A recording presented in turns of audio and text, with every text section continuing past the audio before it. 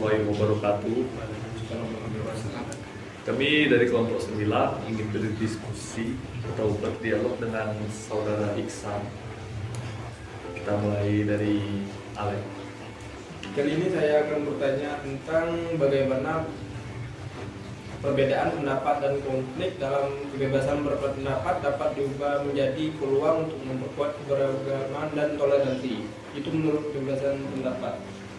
Tentang agama dan toleransi. Ya, Jika ditanya apakah bisa diubah untuk menjadi peluang untuk memperkuat keberagaman agama kita dan toleransinya, saya rasa ini bisa menjadi suatu peluang untuk memperkuat toleransi, karena pada dasarnya kebebasan berpendapat ini telah dijamin oleh undang-undang negara kita, yaitu Undang-Undang 1945 pasal 28, yang lebih jelasnya pasal 28E, yang menjamin bahwa setiap warga dijamin haknya untuk mengutarakan kebebasan berpendapat. Hal ini juga bisa membuat agama-agama di Indonesia saling mengutarakan pendapatnya tentang agama-agama lainnya. Dan ini juga bisa menjadi suatu peluang untuk berkolaborasi dalam mensejahterakan kedamaian di Indonesia sendiri.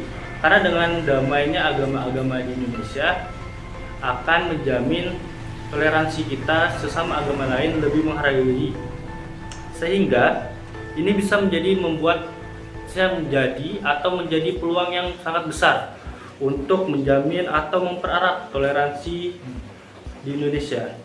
Saya rasa ini suatu peluang yang sangat bisa kita lakukan apabila kebebasan berpendapat ini dijalankan dengan benar.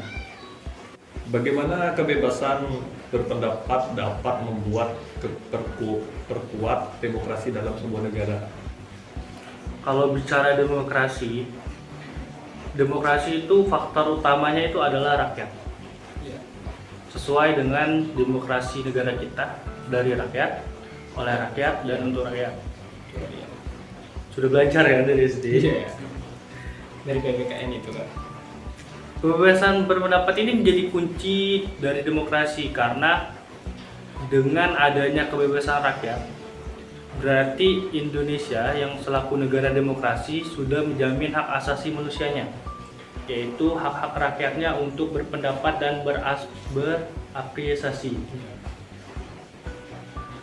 Dan ini juga menjadi faktor penting bahwa kebebasan berpendapat itu menjadi kunci demokrasi, karena sesuatu demokrasi itu harus sejalan dengan rakyatnya. Karena jika tidak sejalan dengan rakyatnya, jadi demokrasinya itu untuk apa?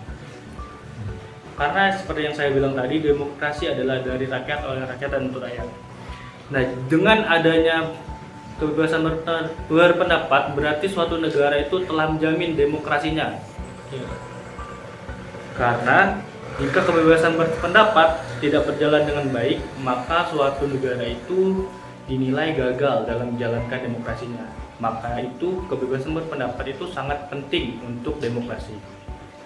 Oke, baiklah, untuk pertanyaan selanjutnya, bagaimana kebebasan berpendapat dapat membantu menciptakan perubahan positif dalam masyarakat?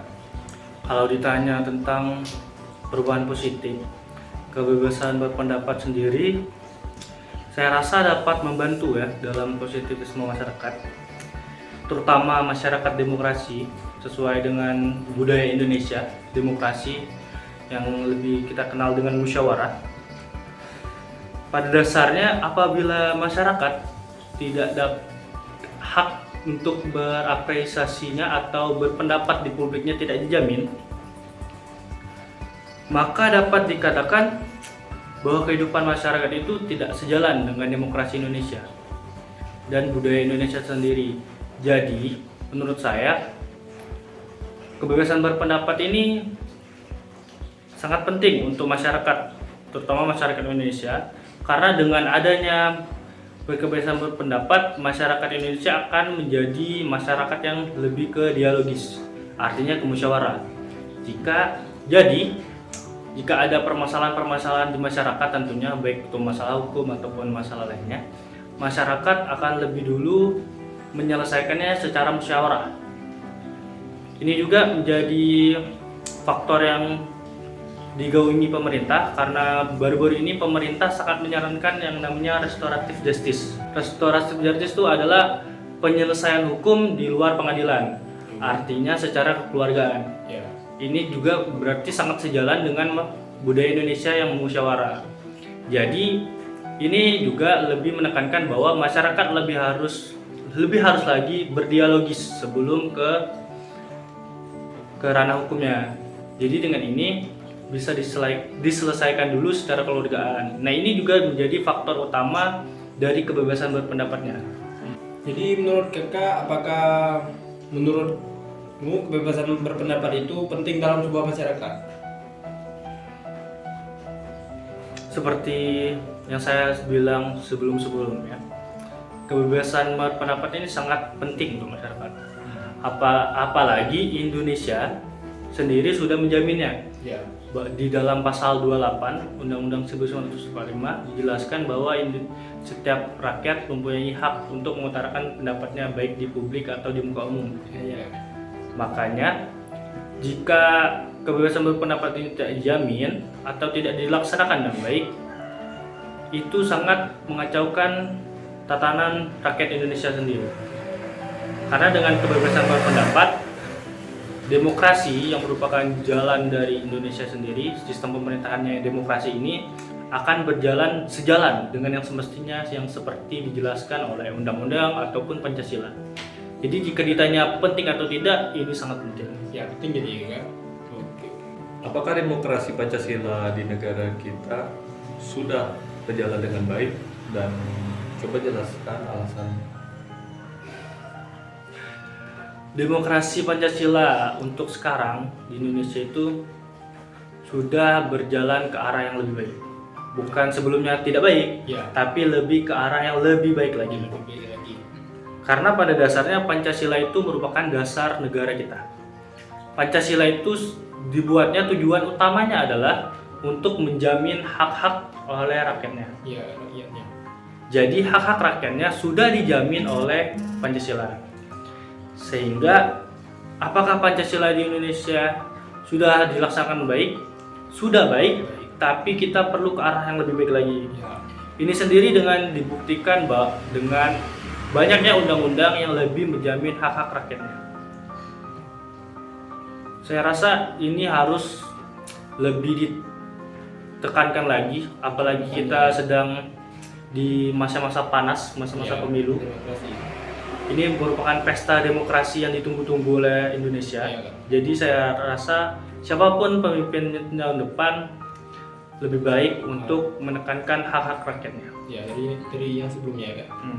Oke, untuk pertanyaan terakhir, apakah pendidikan dapat memainkan peran penting dalam memperluas pemahaman masyarakat tentang kebebasan berpendapat dan bagaimana cara melaksanakannya secara bertanggung jawab? Pendidikan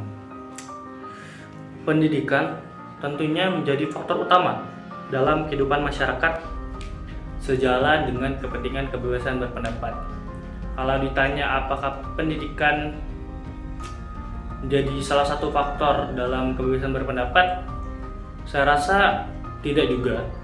Karena berarti jika kita beranggapan begitu bahwa orang-orang yang tidak berpendidikan tidak berhak untuk melaksanakan kebebasan berpendapat.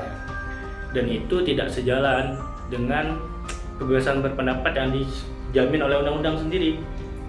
Karena di undang-undang dijelaskan bahwa setiap orang, bukan hanya orang yang berpendidikan saja. Pendidikan sendiri apakah dinilai penting untuk kebebasan berpendapat? Sebenarnya bukan hanya penting saja sih. Pendidikan ini sebenarnya dipakai dalam kebebasan berpendapat sebagai batas. Dalam batas apa? Ini batas untuk mempertanggungjawabkan kebebasan berpendapatnya itu. Ya. Jangan sampai orang ini berpendapat sebebas-bebasnya. Ya. Sampai terlalu bebas, tidak ada batasannya. Ya. Batasannya dulu. Jadi pendidikan ini menjadi pembatas untuk orang yang berpendapat bahwa berpendapat itu boleh. Kebebasannya pun dijamin oleh Indonesia. Tapi berpendapatlah yang selayaknya dan sewajarnya. Ya. Jangan sampai kita berpendapat tetapi kita ternyata menyinggung hak-hak orang lain. Nah, ini justru menjadi pendapat yang sebebasnya, bukan kebebasan berpendapat. Maka dari itu pendidikan menjadi salah satu faktor untuk kebebasan berpendapat, tetapi bukan faktor utama. Ya. Sudah, saya rasa. Baiklah, terima kasih kepada Kak Iksan atas jawabannya, sangat padat dan jelas. Ya, sama-sama. Saya ucapkan terima kasih dan wassalamualaikum warahmatullahi wabarakatuh.